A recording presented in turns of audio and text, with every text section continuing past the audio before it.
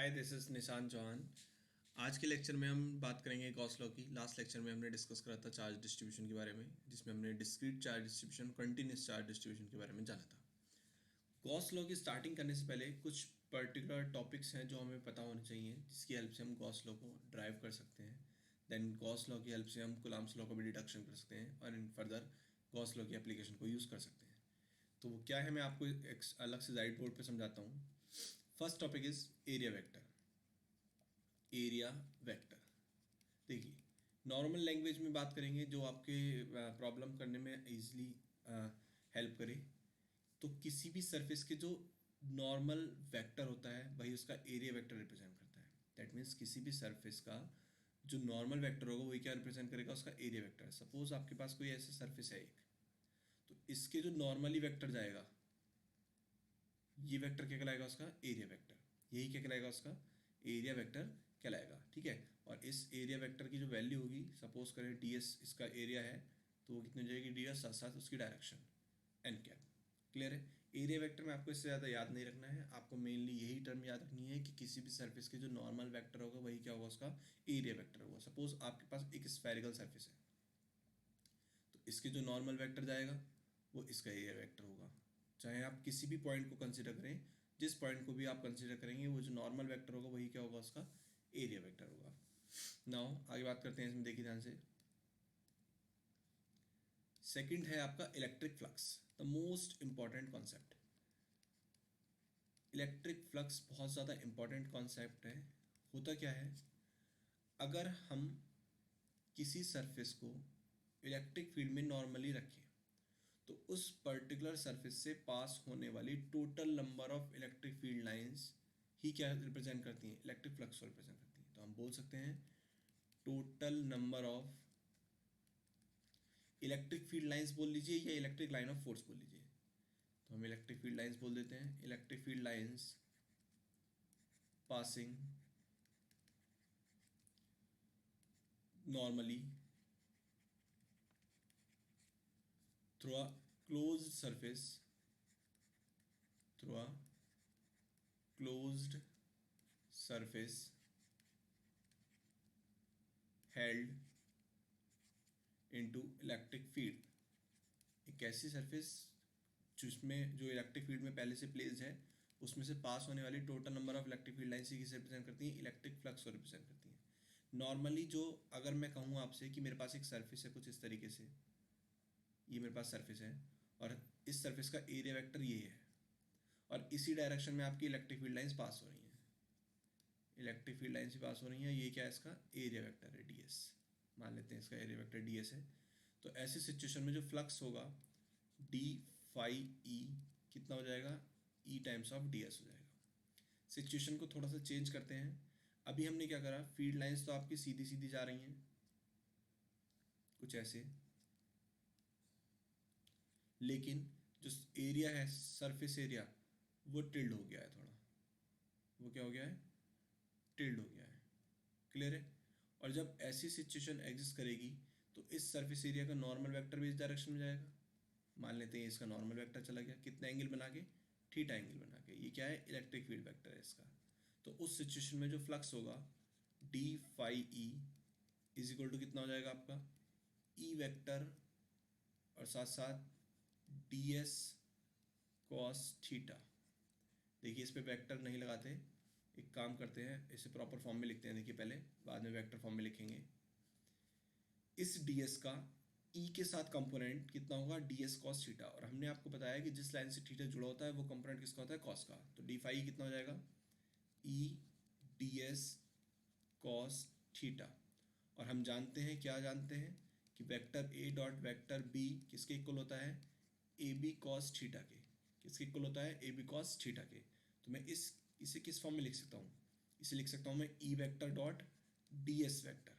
किस फॉर्म में लिख सकते हैं हम, E vector dot D S vector form में। और इधर क्या आ जाएगा आपका, डी फाई ई। अब अगर आपको टोटल फ्लक्स कैलकुलेट करना है, ये तो क्या हुआ, ये तो जो स्मॉल सरफेस आपने यहाँ पर कंसीडर करी थी उसकी वजह से इलेक्ट्रिक फ्लक्स आया। अगर आपको टोटल फ्लक्स कंसीडर करना है, टोटल फ्लक्स कैलकुलेट करना है, तो आप क्या कर देंगे, इंटीग्रेशन ऑन बोथ साइड्स। अब हमने डेफिनेशन पढ़ी क्लोज्ड सरफेस से पास होने वाली फील्ड लाइंस। दैट मीन्स ये जो इंटीग्रेशन होगा ये कैसा इंटीग्रेशन होगा, क्लोज इंटीग्रेशन होगा। तो कितना हो जाएगा, close integration of E vector dot D S vector. कितना हो जाएगा, close integration of E vector dot D S vector. और यहाँ से जो फ्लक्स होगा फाई ई वो कितना आ जाएगा, close integration E vector dot D S vector.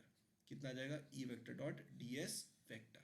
Clear है इतना। तो ये आपका आ गया इलेक्ट्रिक फ्लक्स का फॉर्मूला। क्या नोटिस कर रहे हैं हम यहाँ पर, जो इलेक्ट्रिक फील्ड है वो आपकी वेक्टर क्वांटिटी है, और साथ साथ जो डीएस है वो भी कैसी क्वांटिटी है, आपकी वेक्टर क्वांटिटी है। और दो वेक्टर क्वांटिटी का डॉट प्रोडक्ट आपकी कैसी क्वांटिटी है, स्केलर क्वांटिटी है। दो वेक्टर क्वांटिटी का डॉट प्रोडक्ट कैसी क्वांटिटी है, आपकी स्केलर क्वांटिटी है। क्लियर है इतना, ठीक। नाउ दैट मीन्स क्या हो गया, इलेक्ट्रिक फ्लक्स कैसी क्वांटिटी है, स्केलर क्वांटिटी है। कैसी क्वांटिटी है इलेक्ट्रिक फ्लक्स, स्केलर क्वांटिटी है। अच्छा, अगर यूनिट की बात करें तो इलेक्ट्रिक फील्ड की यूनिट होती है न्यूटन पर कूलम, और एरिया की क्या होती है, मीटर स्क्वायर। तो फ्लक्स की यूनिट क्या हो गई, न्यूटन मीटर स्क्वायर पर कूलम। इसके अलावा इसकी एक यूनिट और होती है वोल्ट मीटर। क्या होती है यूनिट इसकी, वोल्ट मीटर भी इसकी यूनिट होती है। ठीक है इतना। नाउ कुछ स्पेशल केसेस कंसीडर करते हैं। अगर मैं कहूँ आपसे कोई क्लोज्ड सरफेस है और इस क्लोज सरफेस के अंदर एक पॉजिटिव चार्ज रखा हुआ है, तो याद रखेंगे पॉजिटिव से फील्ड लाइंस आउटवर्ड डायरेक्शन में जाती हैं। पॉजिटिव से फील्ड लाइंस कैसे जाती हैं, आउटवर्ड डायरेक्शन में। तो जो फ्लक्स होगा वो फ्लक्स कैसा मिलेगा, यहाँ से आपको पॉजिटिव फ्लक्स मिलेगा। कैसा फ्लक्स मिलेगा, पॉजिटिव फ्लक्स मिलेगा। सेम सिचुएशन क्या, अगर यहाँ पर मान लीजिए आपका कोई निगेटिव चार्ज रखा है, माइनस क्यू, क्या रखा हुआ है, निगेटिव चार्ज। तो फील्ड लाइंस क्या आएंगी, टुवर्ड्स चार्ज आएंगी। फील्ड लाइंस क्या आएंगी, टुवर्ड्स चार्ज आएंगी। तो ये कैसा फ्लक्स होगा आपका, निगेटिव फ्लक्स होगा। कैसा फ्लक्स होगा आपका यहाँ पर मिलेगा, आपको कैलकुलेटर करने के बाद निगेटिव फ्लक्स मिलेगा। लेकिन अगर मैं कहूँ किसी क्लोज्ड सरफेस के अंदर एक पॉजिटिव रखा है और एक निगेटिव रखा है, तो ये एक डायपोल का अरेंजमेंट करा इन्होंने। तो जितनी नंबर ऑफ फील्ड लाइंस बाहर जाएंगी उतनी ही नंबर ऑफ फील्ड लाइंस कहाँ आएंगी, आपकी अंदर आएंगी। उतनी ही नंबर ऑफ फील्ड लाइंस कहाँ आएंगी, आपकी अंदर आएंगी। तो ऐसी सिचुएशन में आपको कैसा फ्लक्स मिलता है, जीरो फ्लक्स मिलता है। अगर equal number of field lines outgoing वाली जो है और इनकमिंग वाली जो है दोनों क्या है, इक्वल है, तो उस सिचुएशन में फ्लक्स कितना मिलता है आपको, जीरो मिलता है। उस सिचुएशन में कितना फ्लक्स मिलता है आपको, जीरो फ्लक्स मिलता है। क्लियर है इतना। नाउ थोड़ा सा अब आते हैं टॉपिक की तरफ अपना। देखिए टॉपिक है हमारा गॉस लॉ। तो इसमें क्या लिखा है, पढ़ते हैं। As a simple application of notion of electric flux let us consider the total flux through a sphere of radius R. That means क्या, सिंपल एप्लीकेशन कंसिडर करी और इसमें हम टोटल फ्लक्स किसकी वजह से निकालना है, एक आर रेडियस के स्फीयर की वजह से, जिसके सेंटर पर क्या रखा हुआ है, एक चार्ज क्यू रखा हुआ है। Which encloses a point charge Q at a centre, divide the sphere into small area elements as shown in figure. तो देखो हमें क्या करना है, एरिया वेक्टर कंसिडर करने के लिए एक एलिमेंट कंसिडर करना पड़ेगा सरफेस पे। तो उस स्फीयर की सरफेस पे एक छोटा सा एलिमेंट कंसिडर करा जिसका एरिया वेक्टर ये जा रहा है नॉर्मली आउटवर्ड डायरेक्शन में। पॉजिटिव चार्ज से इलेक्ट्रिक फील्ड की डायरेक्शन भी कहाँ पर है, नॉर्मली आउटवर्ड है। तो जो फ्लक्स होगा, फ्लक्स क्या होता है, ई डॉट डी एस। तो E dot delta S, electric field due to point charge R distance पे कितना होता है, 1/4 क्यू अपॉन आर स्क्वायर। और साथ साथ आपका आर कैप डायरेक्शन को इंडिकेट कर रहा है, साथ साथ delta S. Where we have use Coulomb's law for the electric field due to a single charge Q, the unit vector R cap along the radius vector from the centre to the area element. तो जो are cap होगा उसकी direction क्या होगी, radius से area element की तरफ। Since the normal to the sphere at every point is along the radius vector at that point, the area element delta s and r cap have the same direction. चूंकि delta S और are cap की direction क्या होगी, same होगी। Therefore हम इसे normal form में लिख सकते हैं, delta Y is equal to Q upon 4π r square delta S. अब हमें निकालना है टोटल फ्लक्स। टोटल फ्लक्स निकालने के लिए ऐसी ऐसी जितनी भी हम सरफेस कंसीडर करेंगे उन सबको क्या कर देंगे, एड अप कर देंगे। Total flux through the sphere is obtained by adding up flux through all the different area elements. जितने भी आप डिफरेंट एरिया एलिमेंट्स कंसीडर करेंगे उन सब के थ्रू निकाल के क्या कर देंगे, उन्हें एड अप कर देंगे। तो हम क्या लगा देंगे यहाँ पर, समेशन यूज़ कर लेंगे। और जब समेशन यूज़ करेंगे तो समेशन में क्या बचा, केवल डेल्टा एस। डेल्टा एस मतलब क्या, देखो कांस्टेंट जो था क्यू कांस्टेंट था 4πε0 और आर स्क्वायर भी कांस्टेंट था, तो ये समेशन से बाहर आ गए। डेल्टा एस बचा, और डेल्टा एस मतलब क्या, टोटल एरिया। टोटल एरिया को क्या मान लिया हमने, एस। और टोटल एरिया ऑफ स्फीयर कितना होता है आपका, 4πr²। तो जैसे हमने एस की जगह 4πr² रखा तो फाई कितना आ गया हमारा, क्यू अपॉन एप्सिलॉन नॉट। कितना आ गया, क्यू अपॉन एप्सिलॉन नॉट। तो हमें क्या मिला, इस इक्वेशन से हमें पता चल गया जो टोटल इलेक्ट्रिक फ्लक्स है वो 1/ε times of total charge enclose के, किसके, 1/ε times of total charge enclose. ठीक है। Now this law implies that the total flux through a close surface is zero if no charge is enclose by the surface. यहाँ से क्या पता चला, देखिए चूंकि जो फ्लक्स हो गया सीधे सीधे बोल दिया गया है अब क्या, कि जो आपका फ्लक्स है वो कितना है, क्यू अपॉन एप्सिलॉन नॉट है। एप्सिलॉन नॉट तो कांस्टेंट होता है, दैट मीन्स फ्लक्स किस पे डिपेंड करेगा, चार्ज ओनली। याद रखेंगे electric flux depends on the enclose charge only, जो चार्ज एनक्लोज होता है इस पे डिपेंड करता है। अब अगर चार्ज ही ना हो तो उस सिचुएशन में फ्लक्स कितना होगा, जीरो होगा। We can see that explicitly in the simple situation of figure 1.26. Here the electric field is uniform and we are considering a closed cylindrical surface with axis parallel to the uniform electric field E. The total flux through the surface is phi equals to तीनों flux add कर दिए तीनों surface से। देखते हैं, देखिए यहाँ से, ये आपका सिलेंडर है, इसकी एक सर्फिस ये है, एक सर्फिस ये, एक सर्फिस ये है। तीनों सर्फिस के थ्रू जो भी फ्लक्स निकलेगा टोटल फ्लक्स निकालने के लिए उन्हें क्या कर देंगे, हम ऐड कर देंगे, phi one plus phi two plus phi three. ठीक है, नाउ फाइव वन निकाला माइनस की E S one, phi two निकाला ई एस टू, और एस वन एस टू क्या है, दोनों बराबर है। तो ये जब दोनों बराबर हैं तो इन दोनों की वजह से तो फ्लक्स कितना हो जाएगा, जीरो हो जाएगा। और देखिए यहाँ से, यहाँ पे क्या लिखा हुआ है सीधे सीधे, फाइव थ्री क्या है, curved cylindrical part of the close surface के लिए फ्लक्स है। Now the normal to the surface E at every point is perpendicular to E, so by the definition of phi three equals to zero. क्योंकि क्या हुआ तीसरे case में, देखिए ध्यान से यहाँ पे समझिए, इलेक्ट्रिक फील्ड की डायरेक्शन ऐसे है, अगर यहाँ पर बात करें तो इलेक्ट्रिक फील्ड है ऐसे इस डायरेक्शन में, इस कर्व सरफेस का नॉर्मल की बात करें तो कैसे हो जाएगा, ऐसे हो जाएगा, ये हो जाएगा कर्व सरफेस का नॉर्मल। तो जब ई और एरिया वेक्टर के बीच में, ये एरिया वेक्टर है, इसके बीच में अगर 90 डिग्री का एंगल है तो फ्लक्स कितना हो जाएगा, जीरो। तो थर्ड सर्फेस के लिए फ्लक्स कितना आ गया, जीरो आ गया। इधर की बात करते हैं, सेकेंड सर्फेस को थोड़ी देर के लिए S2 मान लेते हैं, तो दोनों सेम डायरेक्शन में, कॉस जीरो की वैल्यू 1 हो जाएगी। तो सेकेंड सर्फेस के लिए कितना आ जाएगा आपका, E टाइम्स ऑफ S2 आ जाएगा। और फर्स्ट जो सर्फेस है आपकी वो क्या है, अपोजिट डायरेक्शन में, तो थीटा कितना है, 180 डिग्री। तो कितना आ जाएगा, फाइव फर्स्ट सर्फेस के लिए minus of E times of S1, कितना आ जाएगा, minus of E times of S1 आ जाएगा। ठीक है, नाउ आगे बात करते हैं, where S is the area. अच्छा देखो एक चीज़ और देखो, क्या कि चूंकि इसके लिए प्लस में आ रहा है, इसके लिए माइनस में आ रहा है, तो दोनों जब एडअप होंगे तो कितना देंगे आपको, जीरो देंगे। दोनों एडअप होकर कितना देंगे आपको, जीरो देंगे। Hence the electric field is uniform and we are considering a close cylindrical surface with its axis, ये हमने कैलकुलेट कर लिया। साथ साथ हमारा क्या आ गया, दस the total flux is zero, क्योंकि थर्ड सर्फेस के लिए जीरो आ गया, और फर्स्ट और second, first positive negative direction में है, सेकंड पॉजिटिव डायरेक्शन में, तो इनका सम भी कितना आ जाएगा आपका, जीरो आ जाएगा।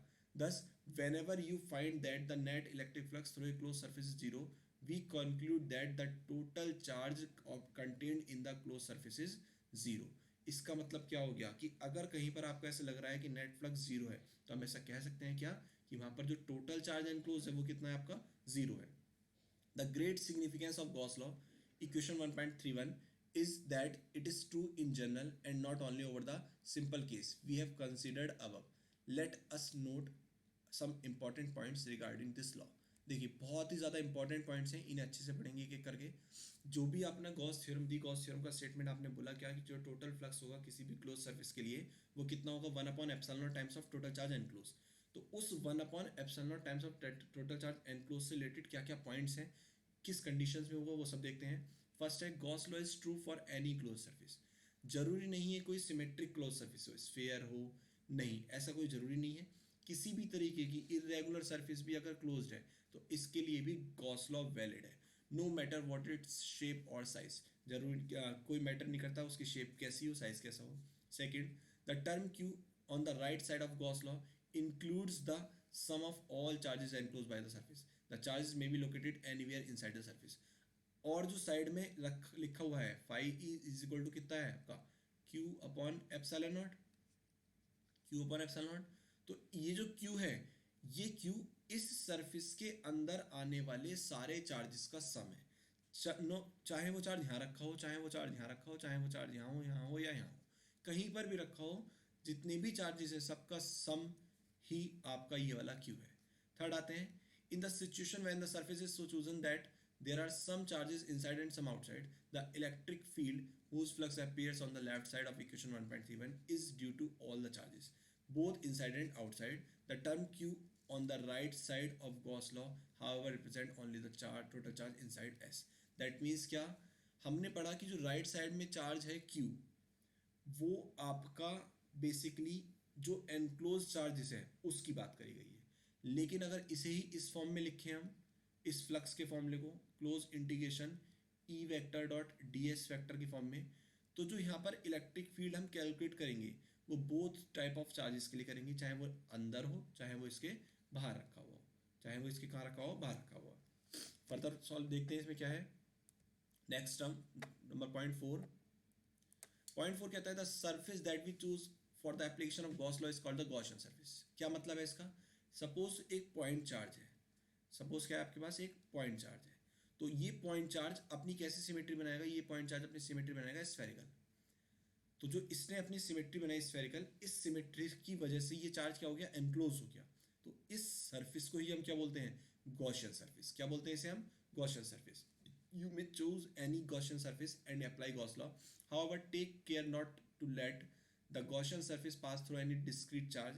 This is because electric field due to a system of discrete charge not well defined at a location of any charge. As you go close to the charge, the field grows without any bound. That means क्या कि अगर कोई discrete charge distribution है तो उसके लिए आप regular Gaussian surface consider नहीं करेंगे. However, the Gaussian surface can pass through a continuous charge distribution.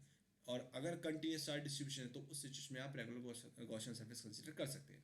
Gauss law is often useful towards a much easier calculation of the electrostatic field when the system has some symmetry. अगर किसी system की symmetry है और उसके through आपको electric field calculate करना है तो उसके लिए गॉस लॉ बहुत ज़्यादा यूजफुल है। This is facilitated by the choice of a suitable Gaussian surface. और ये कब होगा, जब आप एक सुटेबल गॉसियन सरफेस सेलेक्ट करेंगे। Next is finally Gauss law is based on the inverse square dependency on distance contained in the Coulomb's law. Any violation of Gauss law will indicate departure from the inverse square law. अगर किसी भी तरीके का violation Gauss law में करता है तो वो किसे इंडिकेट करेगा, कहाँ से, इनवर्स स्क्वायर लॉ से रिलेट करेगा पूरी पूरी तरह। ठीक है, तो यहाँ तक का ये हमने गॉस लॉ का बेसिक पढ़ा। फिर इसके बाद में क्या है, एक एग्जाम्पल है, इस एग्जाम्पल से और आगे का जो है हम अपने नेक्स्ट लेक्चर में कंसिडर करेंगे। ठीक है, अगर आपको वीडियो पसंद आई हो तो वीडियो को लाइक करें, शेयर करें और अपने दोस्तों के साथ शेयर करना ना भूलें। चैनल को सब्सक्राइब करके बेल आइकन को जरूर प्रेस करें।